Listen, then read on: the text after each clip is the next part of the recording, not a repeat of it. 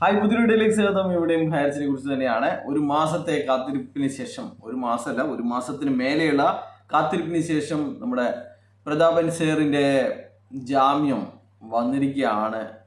കോടതിയിലെ ലിസ്റ്റ് ചെയ്തിരിക്കുകയാണ്. നാളെയാണ് ആ സുദിനം 15/11/2024. ഐറ്റം നമ്പർ 217 അപ്പോൾ അങ്ങനെയാണെങ്കിൽ ഒരു 12-12:30 തന്നെ സംഭവങ്ങൾ നടക്കും. 217 ഐറ്റം നമ്പർ. അപ്പോൾ ഇതിനെക്കുറിച്ച് പറയുകയാണെങ്കിൽ ഈ കേസ് രജിസ്റ്റർ ചെയ്തിരിക്കുന്നത് ജൂലൈയിലാണ് ഇതിൻ്റെ first hearing. August 1 July 5 Prathapan അറസ്റ്റിലാകുന്നത്. അതിനുശേഷം PMLA കോർട്ടിലെ ജാമ്യ ഹർജി തള്ളിയതിന് ശേഷമാണ് ഇവർ ഹൈക്കോടതിയിലേക്ക് വലിച്ചു പിടിച്ചത്. ആഗസ്റ്റ് 1 ഈ കേസ് ഫസ്റ്റ് ഹിയറിങ്ങിന് വന്നിരിക്കുന്നത്.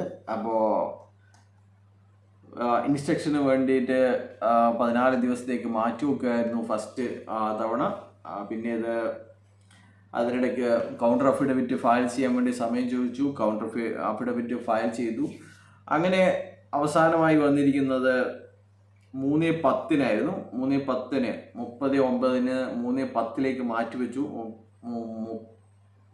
3/10 public prosecutor learn standing council of the respondent seek ഒരു ദിവസത്തെ സമയം, ഇവരുടെ കുറ്റപത്രം സമർപ്പിക്കാൻ ഒരു ദിവസത്തെ സമയം ആവശ്യപ്പെട്ടു.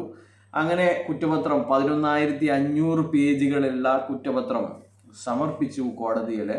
അപ്പോൾ ഈ ദിവസങ്ങളിൽ എത്രയാണ്, ഒരു 42 ദിവസം എടുത്തിട്ട് ആ കുറ്റപത്രം വായിക്കുകയായിരുന്നു കോടതി. അപ്പോൾ 42 ദിവസം കൊണ്ടാണ് ഈ 11,500 പേജുകളുള്ള കുറ്റപത്രം വായിച്ച് കഴിഞ്ഞത്, അല്ലെങ്കിൽ അതിലെ കുറ്റങ്ങൾ മനസ്സിലാക്കിയത് എന്ന് വേണം നമുക്ക് കരുതാൻ വേണ്ടിയിട്ട്. അപ്പോൾ നാളെ ജഡ്ജ് ഈ കുറ്റപത്രമൊക്കെ വായിച്ച് കഴിഞ്ഞിട്ടുള്ള ഒരു ജഡ്ജായിരിക്കും നാളെ ജാമ്യ ഹർജിയിലെ വിധി പറയുക. കഴിഞ്ഞ ജൂലൈ 5 രാത്രി 8:30 പ്രതാപൻ അറസ്റ്റിലാകുന്നത്.